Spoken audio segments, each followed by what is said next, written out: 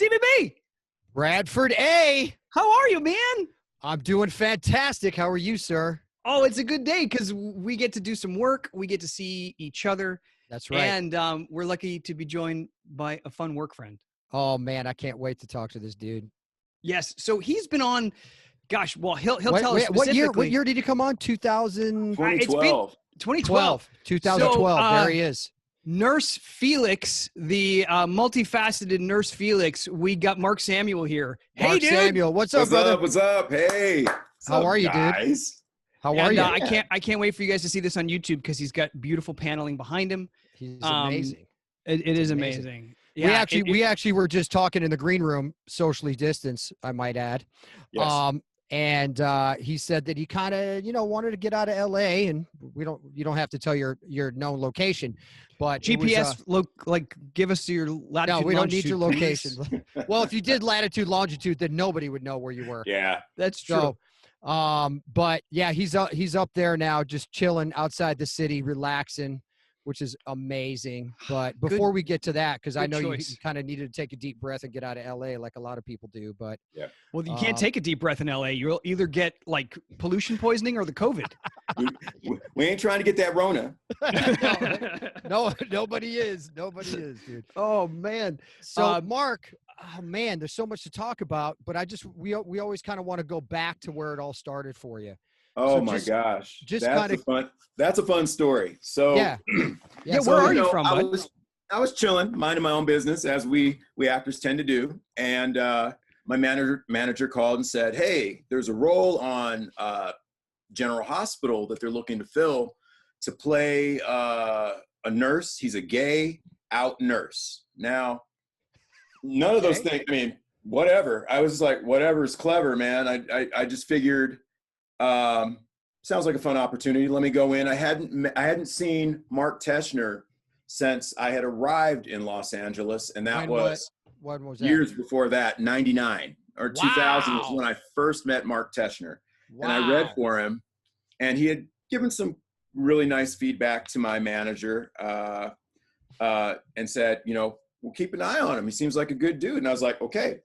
And nothing for years. And that's, for those who don't know, acting is not always a linear path. Sometimes, you can meet somebody a decade before you end up working with them or for them or, whatever. Yeah. So I thought, okay, cool. So I went in for this audition, and it was around the time that I had a really couple good years in a row doing other stuff. And so I had a little cash flow happening, and I thought, I need to go travel somewhere. So I had originally intended on going to a friend's birthday party on a yacht. I mean, this sounds really fancy. I'm a pretty regular guy, but this was fancy. It was an opportunity to do something fancy. So that didn't work out because I had booked another gig. So I took the money from that ticket and held on to it, because then I was just going to go to Australia instead of Puerto Rico. And so I was going to go to Australia, had the ticket saved. And then another opportunity came up, acting. You know how it is. You buy a ticket, you book a job. That's the best way to book a job, is to book a vacation, isn't it? But I think the key is you really have to want to go. You can't fake out. You can't fake out the universe and be all like, I bought a ticket to Spain. I sure would like to go. That's not how it works. You actually have to make plans. So speaking of Spain, that's exactly what happened. My buddy, who worked for an advertising agency, an international advertising agency, was invited to an employee appreciation trip. And they could bring any of their buddies, their friends, their spouses, their whatever, boyfriends, girlfriends, whatever. And I happened to be the friend. He called me and said, hey man, do you want to go to Madrid? No, not Madrid, to Barcelona. And I was like, yo, that sounds kind of fresh. How much? He goes, no, dude, they're paying for everything. Wow. First class flight, top hotel accommodations, everything's paid for with the food. And then the kicker, we were going to go watch Madrid play Barcelona. What? Dude. No so way. You really wanted to go on that trip. I wanted to go all day. And that so like I was like, yeah, man. Yeah, sure. I'll go.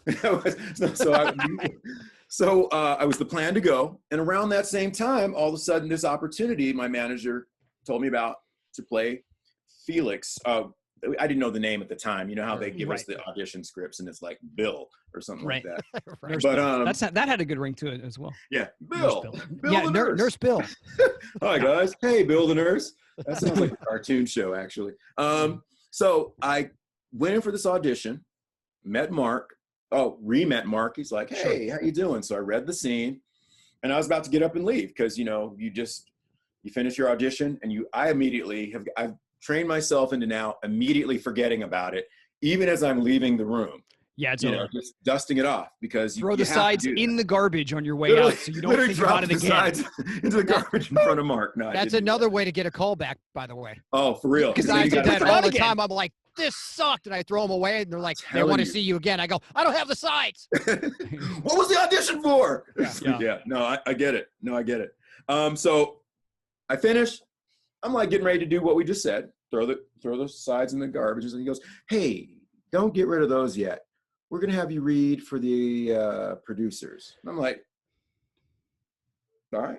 Yeah. Cool, man. Cool. Right now? Read. Yeah. No, not now, but like a couple days later. Sure. So in my head, I like have this calendar in my head. All right. So when am I coming? When would that be? Oh, a couple days. I'm like, oh, cool. Because in my head, the trip isn't going to be until bibbidi bobbidi boo date. And so I'm like, I'm in the clear. So I come back, and one of my buddies I have a friend who actually was acquainted with our exec producer, Frank Valentini.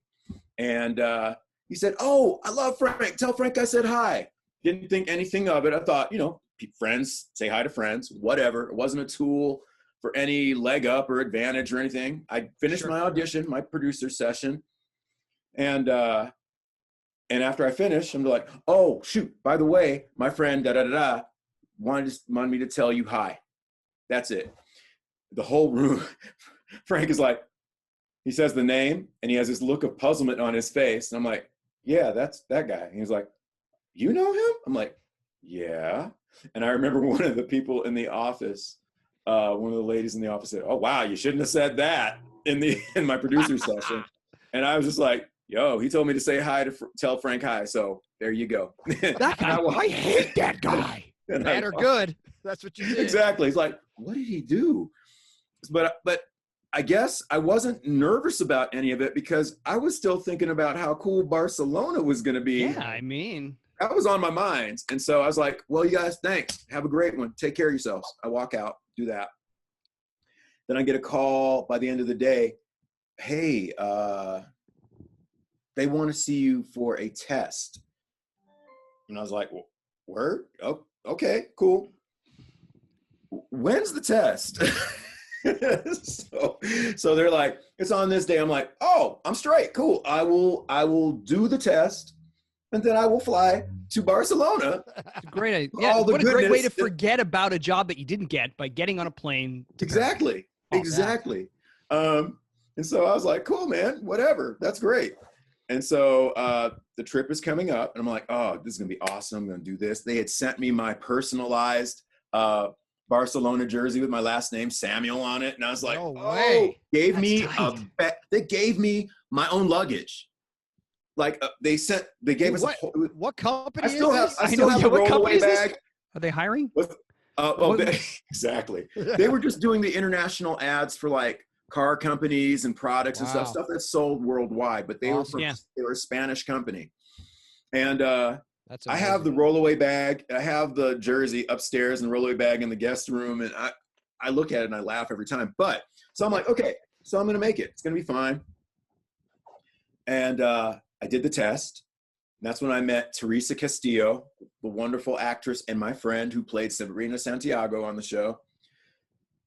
And there are those times that I know you guys know this, where you finish an audition or you finish a callback, you finish something, and you know in your heart right then and there that you got it. You just know. Yeah. Something clicks. I finished the test, and I'm looking at Teresa, and she's looking at me, and like we're finishing professionally, but inside we're both going, that's the jam right there. That's it. Right. That's it. And so we finished, and I was like, thank you. It was really nice meeting you guys. Take care. And I'm walking out, and I'm like, going to Barcelona, and they called me in a couple days. And they're like, they're like, dude, you booked it. I'm like, oh, that's awesome. That's great. And I said, when does it start shooting? And they're like, it's on the other side of my trip, like when I get back. I'm like, oh, that's awesome. I'm excited, going to Barcelona, and I'm on a TV show. That's so good. My life is good. A couple days later, said, yeah, they need you to come in for a fitting. And it's going to be right in the middle of your trip. And when you book a gig like that, you don't want to be like, well, I can't make the fitting. You don't want to be that guy. 100% you want to be that guy. Yeah, I mean, I did want to be that guy, but I wasn't going to be that guy. I didn't know how. Look, I'm not trying to mess up my flow. And sure. So I stopped and I was like, I had to think about it. I called my best friend, called two of my best friends back in New York and one in Chicago. And I was like, what do you think? Just for some guidance. I called my dad, talked to him. What did your manager say, Mark? What did your manager say about that? My manager was excited. They're like, oh, that's wonderful. No, I mean, but did you tell him about your dilemma? The conflict? Yeah. You know, they didn't care about no conflict. They're like, you better go get our money. That's right. Don't mess it up for us. Yeah. Don't mess it up for us. Exactly. I mean, I have a wonderful group of representatives and stuff, and we have an open communication, but end of day, they're not, working their ass off to send me so I can go to Barcelona and miss opportunities. Right. So, Right. Sure. But, everybody was like, yo, that sounds like an awesome opportunity, dude. You can always go to Barcelona later. And I'm like, that is true. And I don't want to, I'm like hearing, that. Not yeah, like I that. mean, right. It was, I know. Yeah. Sorry, so we're really not helping your story at all. We're the devil on your other shoulder. I'm all like, dude, I made the wrong choice. No, you didn't make the wrong choice. No, but they were like, everybody was supportive of it. And then I talked to my dad, and my dad said, well, are you going to be misrepresenting the LGBTQ community? I said, I would never do that. And they said, are you going to be misrepresenting the Black community and making a fool of yourself? And I said, I'm not going to let that happen. And he goes, then you better go get you a job. And so I took the job, and I've not looked back. And I've also not been to Barcelona yet. Yeah, there you go. Thank you. Oh, thank you so much. But we'll talk about the show in a second. I want to go back even further, like where you're from, and how'd you get into the arts? That's kind of where you want to get your foundation.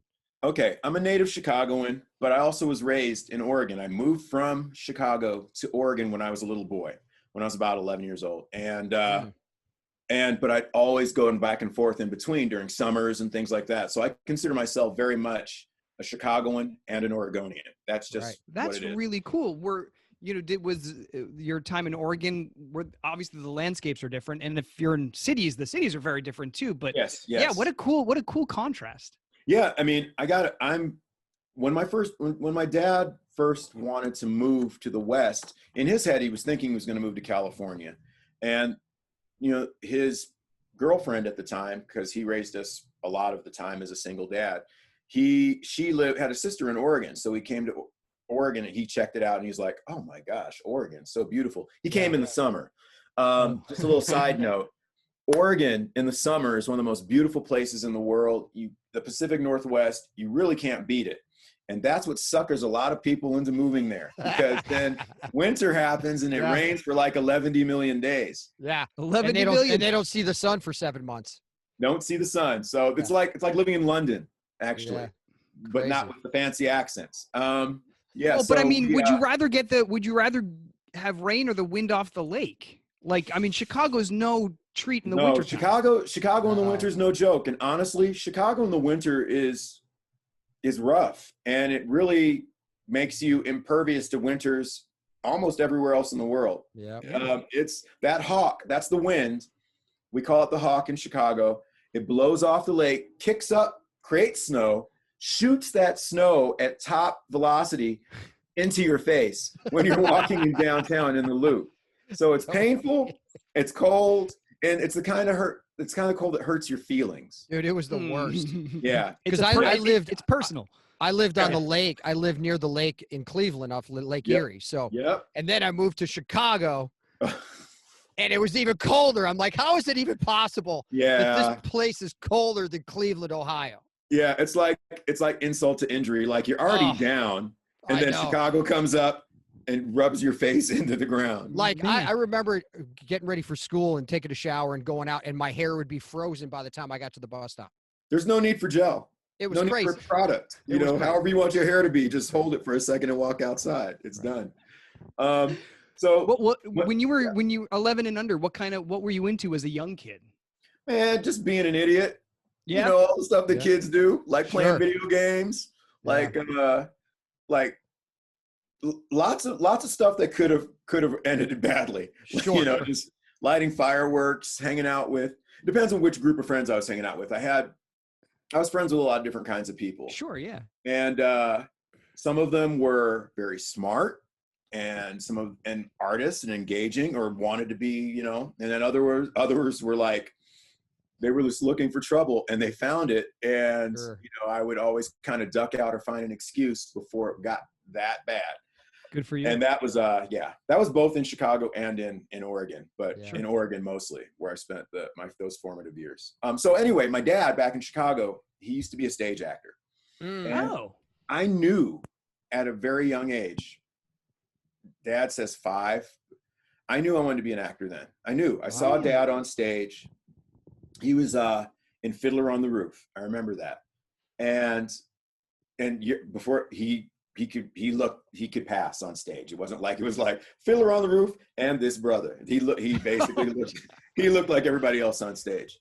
But I remember watching him and understanding what it was to be on each side of this invisible wall, the fourth wall in the audience, and then the fourth wall on the stage. And I knew that was my father, but within the context of what I was watching, at a young age, I understood that wasn't my father. And I knew that I wanted to be a part of that world, this imagination, this world that only existed right there.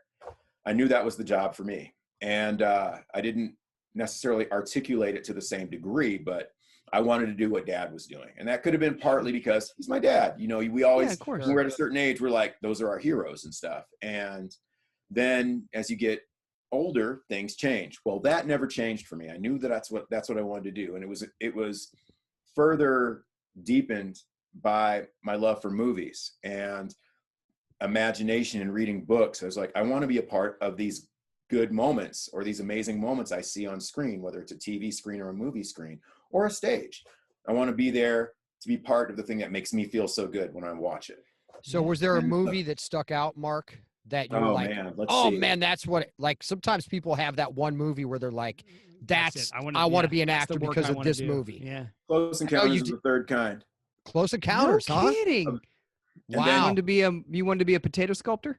Yeah, exactly. It's like all those wasted potatoes. That's why your dressing room has that mound of dirt in there. That's right. Exactly. I'm going to find it. It also made me want to go see Devil's Tower, Wyoming, which I also haven't seen yet. So you got some stuff on the list, buddy. Gotta go Barcelona and the Devil's Tower. One, not necessarily in that order. Yeah. So yeah, it stuck with me. And then those movies I watched coming up, and then certain TV shows, and I was like, that's what I want to do. And my father used to be a floor director for the NBC affiliate in Portland, Oregon. Oh, right. And I would go with him to work and just watch what he did and everything. So that also led me to my field of study, which was telecommunication and film and filmmaking. You know, like, was he on like the newsroom floor? Like when you say, he was. Yeah, he would direct the news, and he's kind of like what Craig does at work. Right. For us, but it was for the news. So he would like cue people and do all that kind of stuff. And then he's produced some segments too, some weekend segments.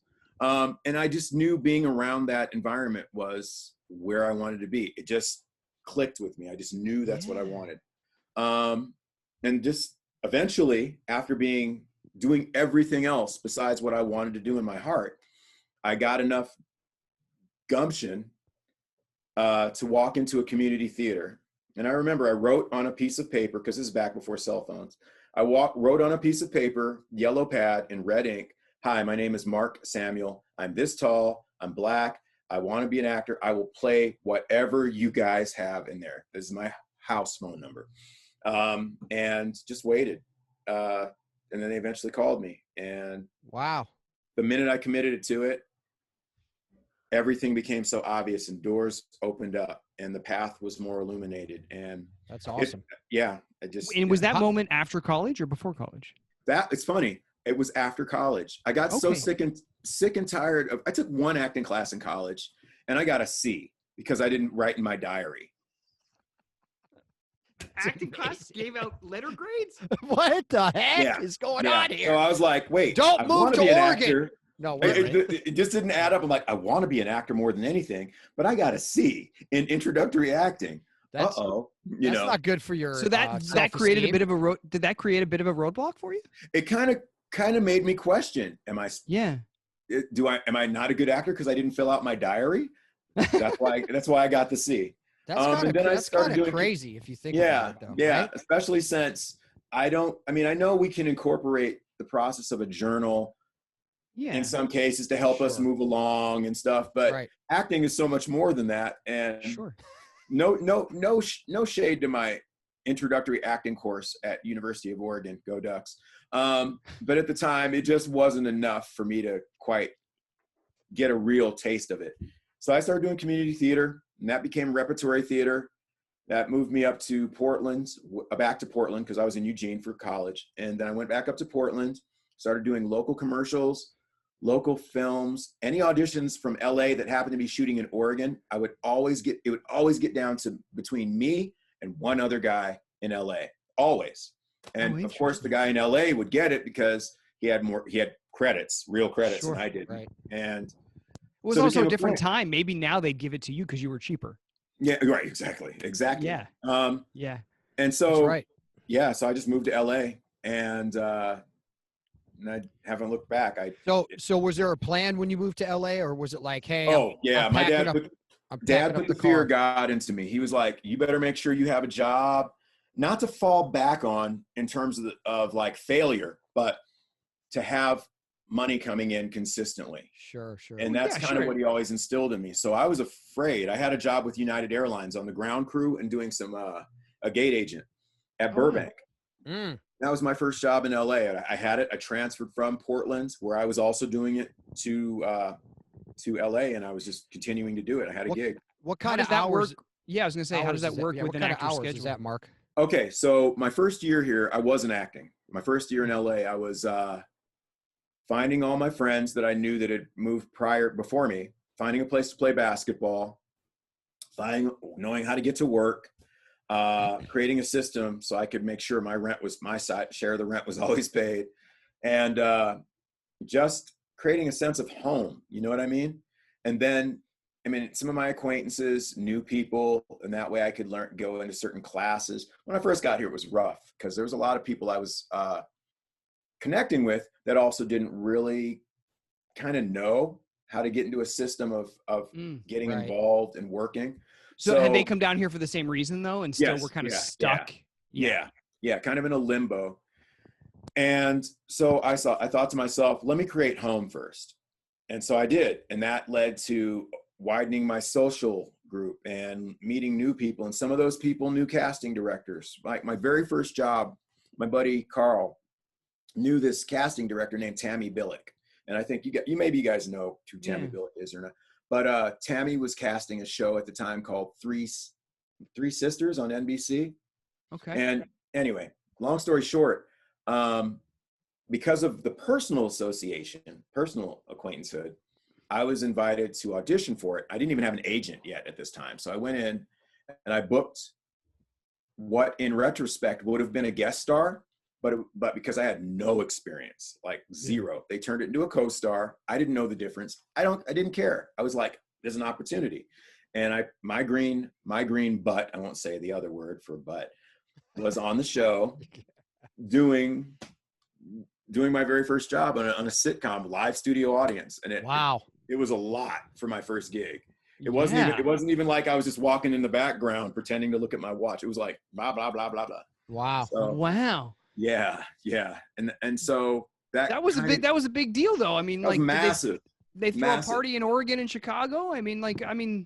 I told my dad about when it would air and they watched it. I didn't actually, did I see it when it aired?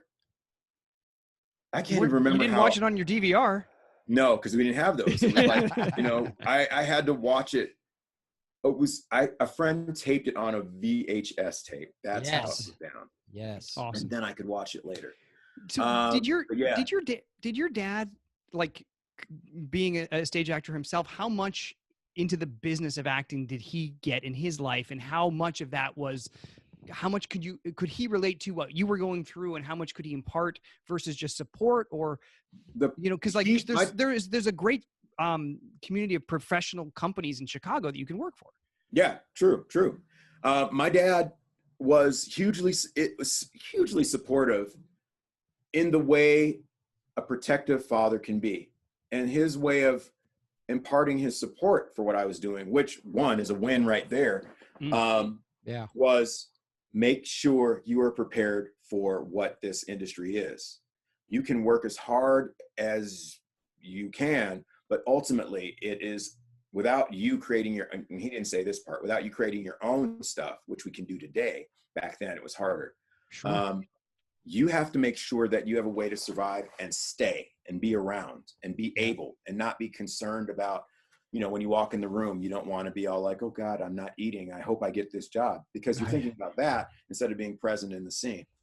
Sure. And so makes a lot of sense. All that advice and stuff. Oh, and there's tons of people who want to be actors, but not all of them get to act, and make sure you know what you specifically want to do. Don't just go to be a star. Otherwise that won't work.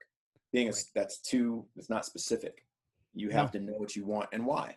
And I've always carried that with me, but that's where his support came in that form. And I am forever grateful, because I came down ready and old enough and had a mindset that was mature and ready to handle it. Because if I had come down as a kid, I don't know what would have happened to me. I could have been any one of the cast of Different Strokes. No offense to those guys, they were good actors, but a lot of people get lost in the shuffle, or they get lost in the idea, for sure. They party their way out of the business, Right. A lot of them don't have that foundation that you built. Yeah. To then just that advice. Yeah, just that advice from your dad. Just because we've talked about it before. We've had many friends that come out, and a year and a half they're gone.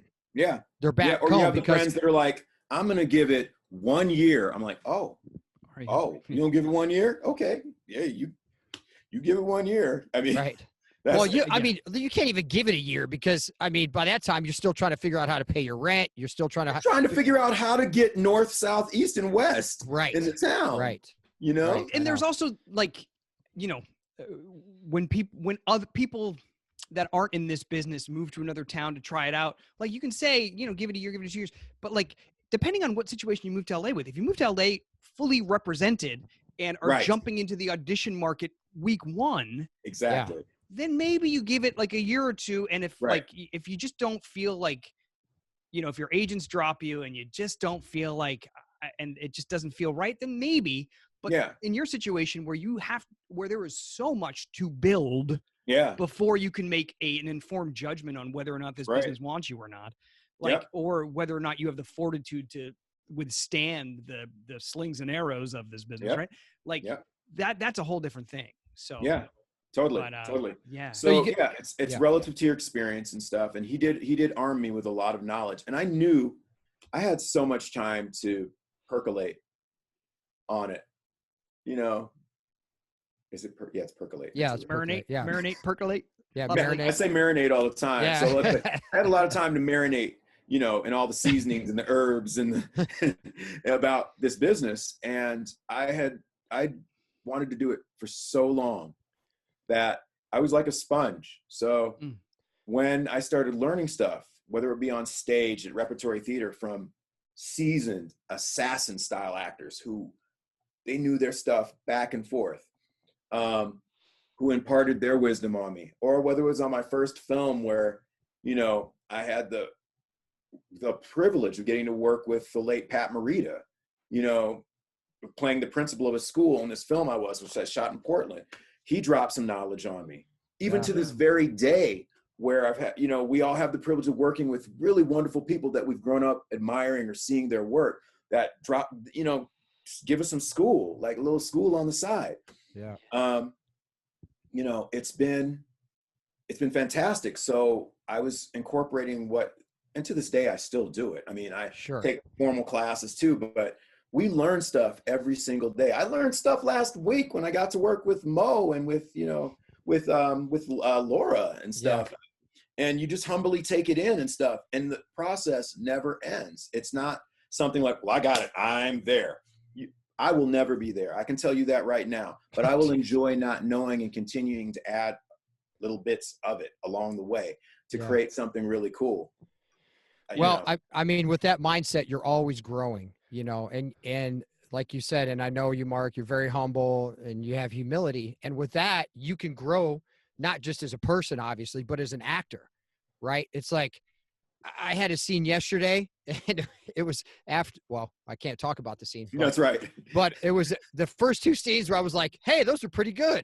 And then the third scene, I was like, that was a 3 out of 10 stars. So, and I just walked right off set. I go, that really sucked. The Charlie Brown music playing while you're walking off.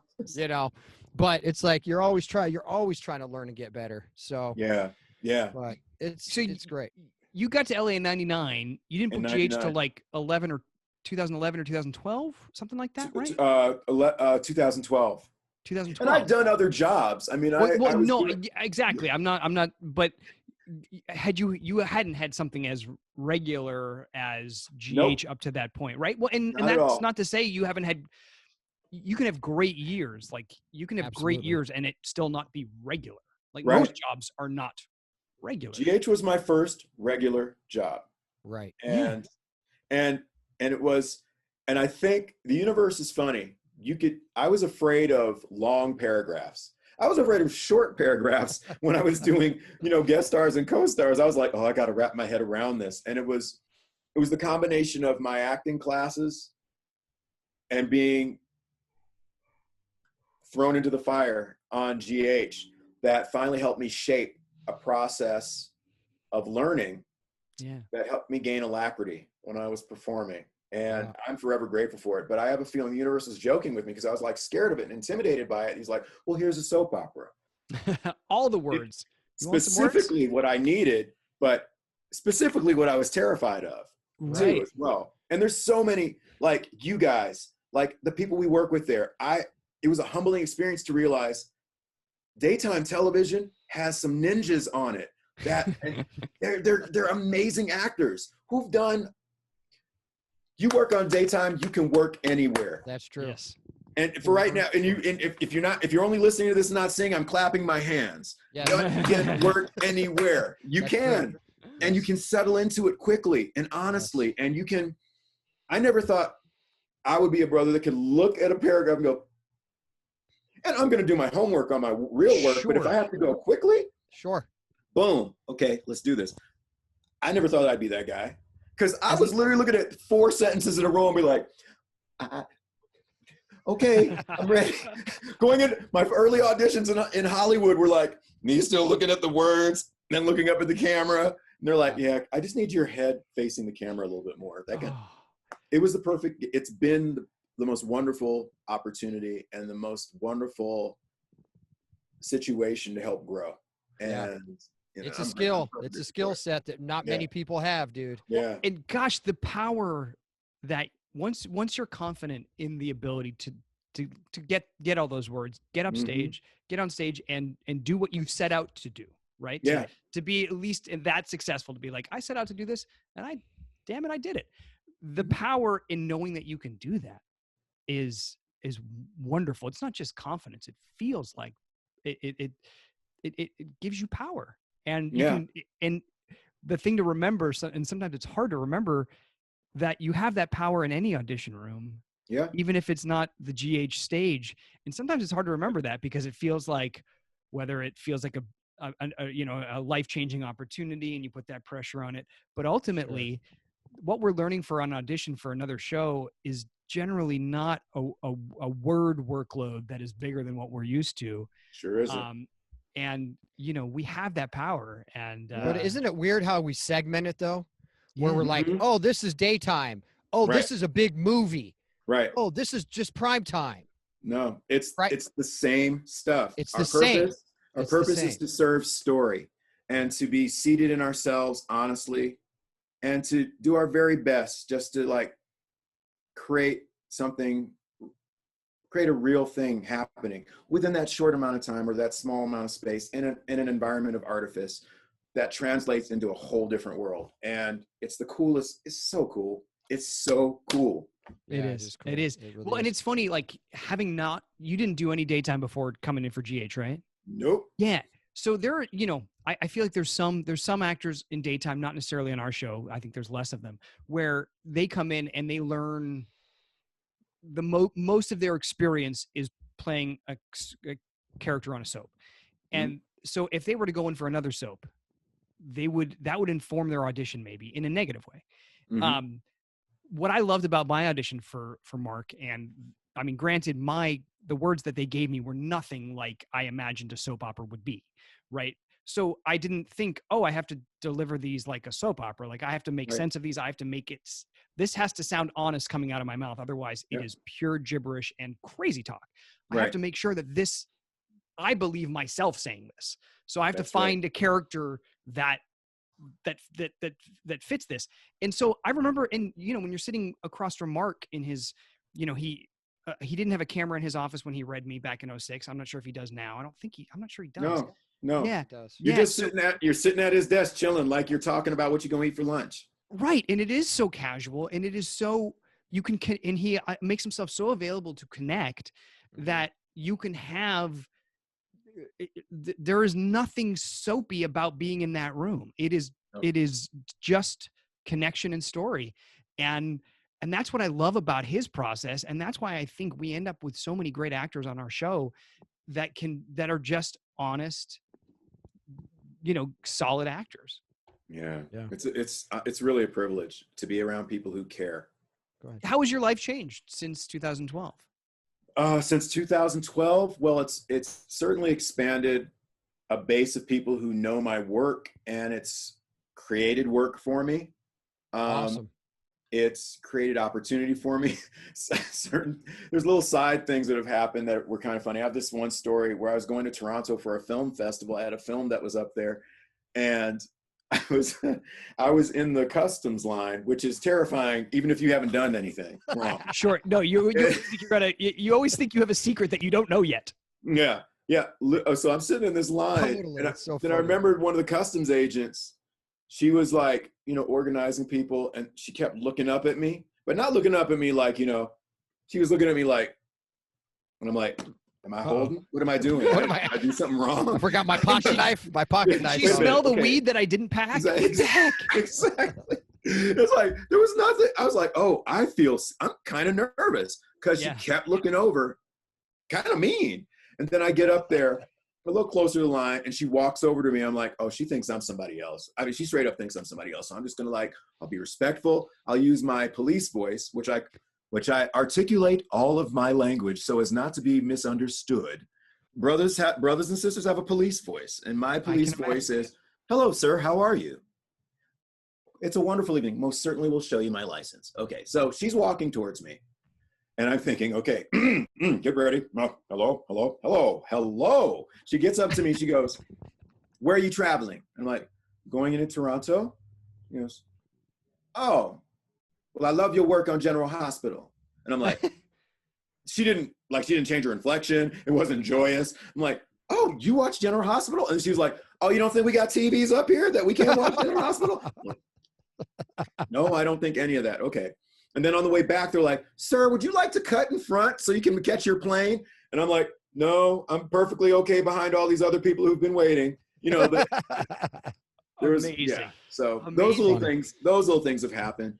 It's also funny when people whose work you've always admired walk up to you and say, "I love you on General Hospital." That's cool. That never ceases to surprise me. I know, right? It's like we get so many big, I don't want to say celebrities or actors or sports players who go, "Hey, I watched GH, dude." Yeah, I'm like, you're the best hockey player that's ever played. Exactly. What are you talking about? Like there was one time I was doing a show on TNT called Perception, and Eric McCormack from Will and Grace was on it. Yeah. And I had a really fun guest star where I was like this, I was part of a cult, and anyway, it was really fun. We were sitting there in our chairs because I was a guest star. I actually got to sit with the cool people.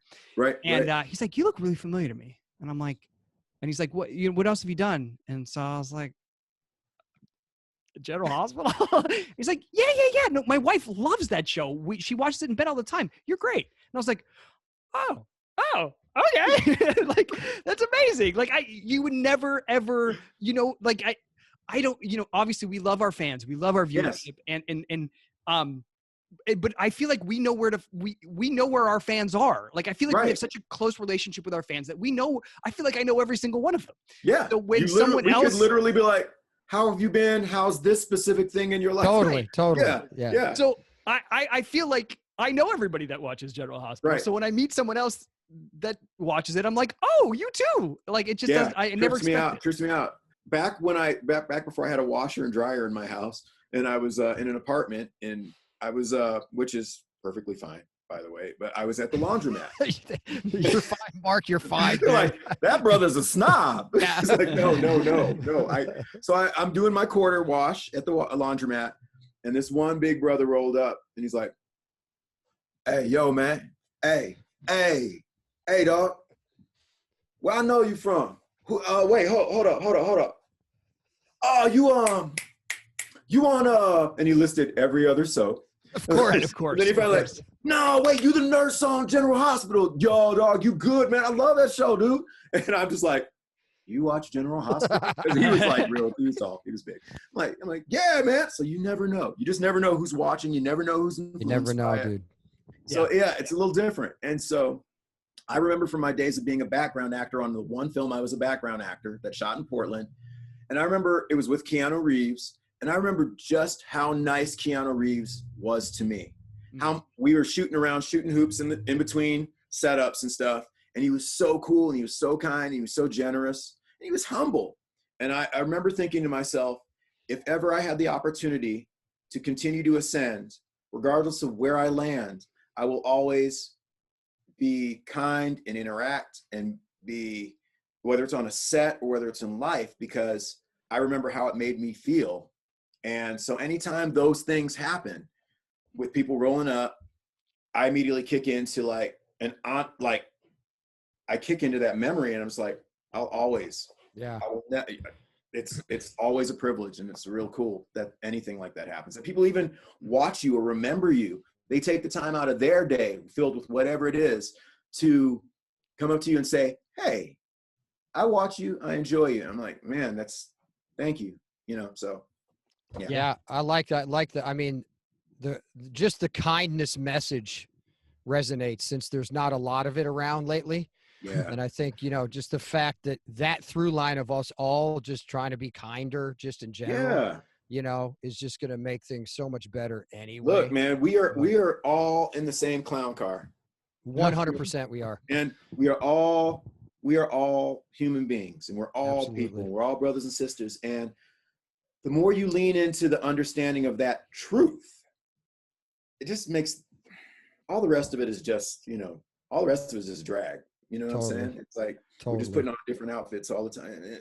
But we're all here. Yeah. We're all here. We could really dive deep into this, but yeah, I know, right? You got 10 days. We can. Yeah, I know, totally. Yeah, right. Hey, I wanted to ask you a question though, because when we first came back on the show, when I was in the hospital bed, I'm like, Mark, I go, dude, do you do voiceovers? Yeah. I said, because I heard you talking, and I was like, this dude's got the greatest voice. Oh man, thank you. Yes. So, and I always, I don't want to say recognize or give props to somebody, but I'm so fascinated because my dad was a DJ, and and he had a great voice. And anytime I hear that type of voice, kind of like your voice, it just resonates with me. So I'm always like, do you do voiceovers? Love doing voiceovers, man. So do you do voiceovers? Have you done some? I do. I do voiceovers for TV, for animation sometimes, for video games, for television commercials, just, whatever. Awesome. I love my agency. I'm gonna shout out DPN. They're a great agency. And I knew that's another thing I wanted to always do. And it was through TV that I ended up getting the opportunity to meet some people that could help me along with that. And it's I love it. You can go in with your slippers and your rollers and no makeup. No, just, or not go in. How or not go in. That is one of the branches of acting, performing, whatever, one of the branches of the business that didn't go under as much as everything else, right? Yep, it's true. I've been doing voiceovers from up here in this very room. Yeah. This is my office / TV room / yoga room / interview room / self-tape room. Yes. And matter of fact, oh no, we're not doing one today. One of our coworkers also lives up here where I live. Oh, no kidding. And sometimes we'll do self-tapes for each other and stuff. Oh, that's cool. Oh, nice. But voiceover's been really great. And I got some new equipment. Like, I feel like I should show you my mic. Yeah, I was just going to ask you what type of mic you have. I just got. Oh yeah. Yeah, just got that. Love it. Oh, that's the same. That's Audio Technica. Yeah. Yep. Yeah. And there's my little stand and stuff. But I'm getting I'm so excited about my voiceovers. I'm getting a giant wall because I'm not ready for my own booth. Yeah. That's going to be after the remodel sure. of our place. But I have a giant, super cool wall, which with a finish that kind of matches the look of the place and stuff. And I get a little stupid about voiceover. No, that's awesome, dude. Listen, it's such a great opportunity. Doesn't matter how old you are, you're always going to be able to do voiceovers. Yeah. And that's really cool because you know, in this business, age usually is not your friend. Not usually. And with your voice, you could do whatever you want, which I think is so cool. And then I have a feeling that you've aged pretty gracefully. Because I think you know I've aged pretty gracefully. I think we've had that discussion. I've been very very fortunate. That's all I will say. I will say no more than that. Right, exactly right. Yeah. Well, I think we do have something in common. We are older than the characters we generally play. Yes, that is. I will say yes. That is true. That is true. And I remember when I was. Am I included in that or no? What's that? You're not. I'm not included in that. You're not part of that club. Sorry. I wish I could include you in that because I want us to all to be a part. But so when I was in college, I remember like people would just come up and be like, "Are you in college? Or are you in high school?" And I'd be like, "I'm in college." And "Oh, you're gonna love that when you get older." I'm like, "No, I'm not. I'm gonna look like a little kid forever." You know, but I do appreciate it now. I do. Yeah, it takes. It wasn't until I was like 30 that I started to appreciate it because one thing that I hated and it's still that feeling of thinking that other people think you don't belong, right? Yeah. That feeling is terrible regardless of how they talk to you sometimes. Right. So the way that would manifest to me, was in bars.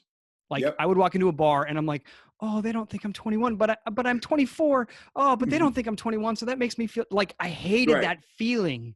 Right. And, so it wasn't until I was like 30 and I was like, I didn't care anymore and appreciated it. Or therapy. Yeah. Okay, cool. Yeah. Right. Therapy's good too. I mean, sure. Look, I truly believe that we are exactly where we're supposed to be, when we're supposed to be, how we're supposed to be, and everything else is just a bunch of like noise, man. It's like there's no right way to do anything. You know what I mean? I guess there may be a right way to drink water. You know, you don't want to breathe in. But like everything else, there's interpretation, there's versions and stuff. So it's like whatever, man. But in the meantime, keep your sunblock on, keep your skin good, use that cocoa butter. That's right. And if you don't use cocoa butter, y'all should use some cocoa butter. You'll love it. I was introduced to it not too long after college, and brothers love cocoa butter. That's all. It's wonderful. It's wonderful, and an amazing scent. It smells good. It smells really good. What is that company? Palmer's. Palmer's. That's the jam right there. There's gonna be some other people that are gonna try to convince you that another brand is better. Okay. But they're wrong. Okay. Yeah. Palmer's. I didn't get paid for that. The orange label. Neither did we. Oranand label. That's right. No, that's the stuff. That's the stuff, man. Oh, yeah. All the emollients and nutrients.